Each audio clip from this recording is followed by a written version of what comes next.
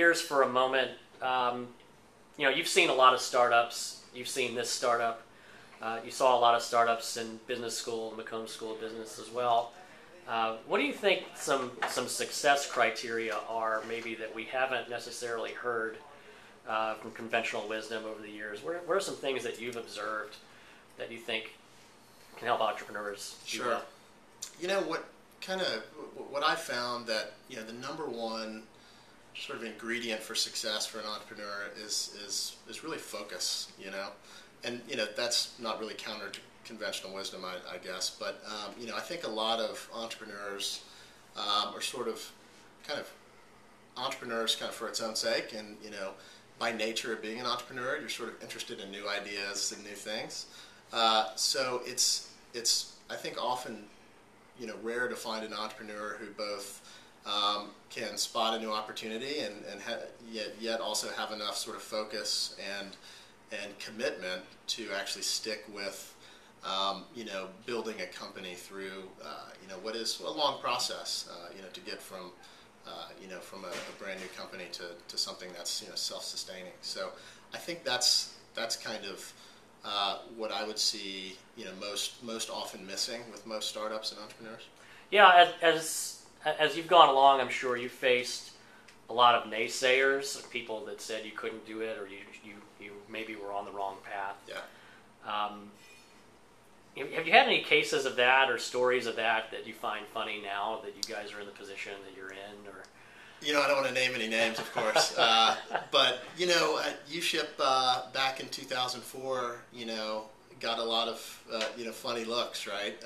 And it's only in hindsight that it's kind of an obvious idea. I think a lot of good ideas are that way.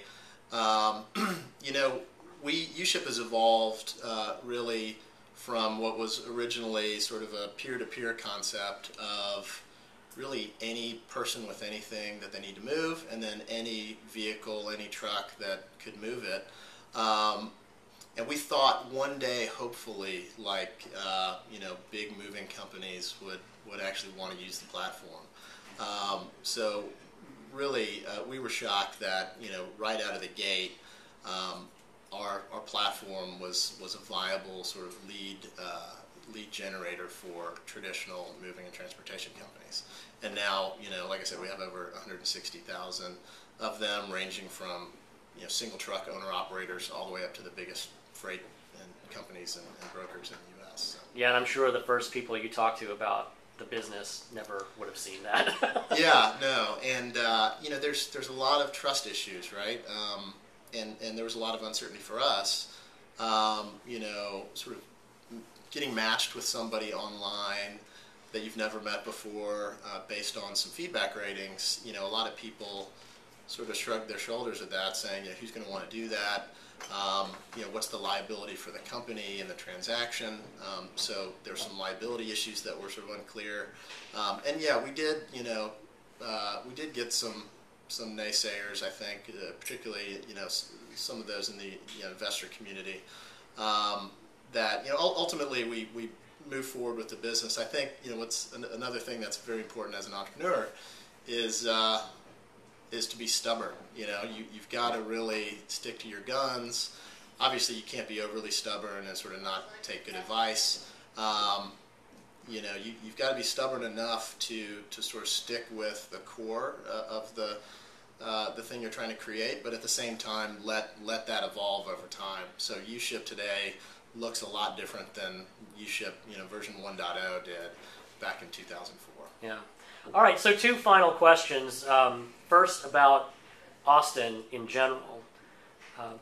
The Austin community has some advantages and disadvantages, and I'm just curious to know sort of how you view building a startup here, relative to what you hear about other places or so on. How has uShip benefited by being in Austin?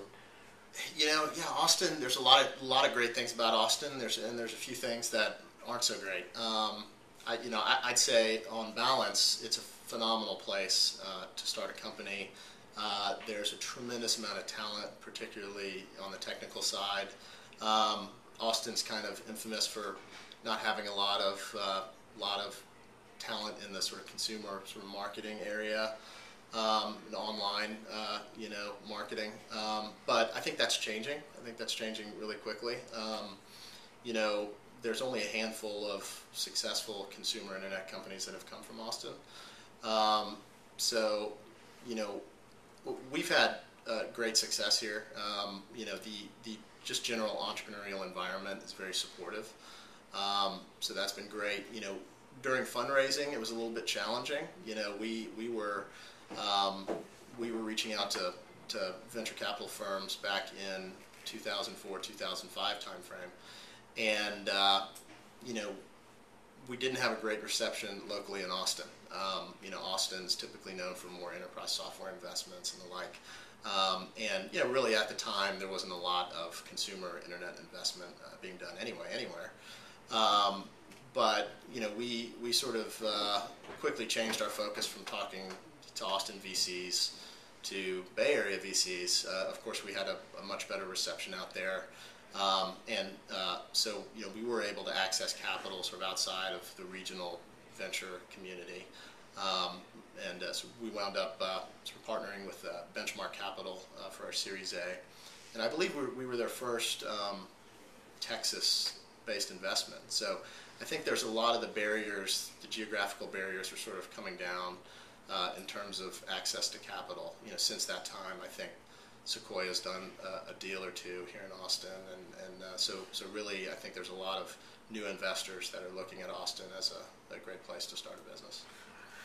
All right, and wrapping up, as you look at opportunities in 2010 and beyond for businesses to innovate, do you see any areas or sectors or things that you look at as places where people can innovate and make a big splash next few years?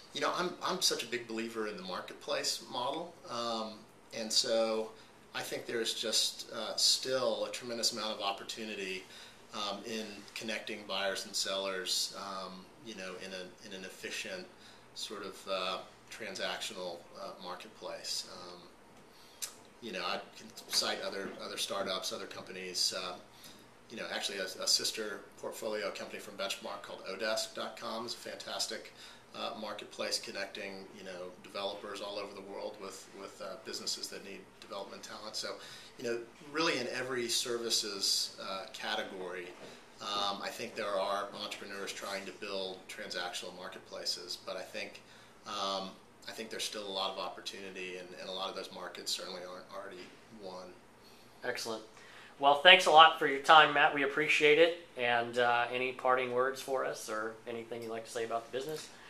Parting words. Happy holidays, and go Horns in Pasadena. All right. Thanks a lot.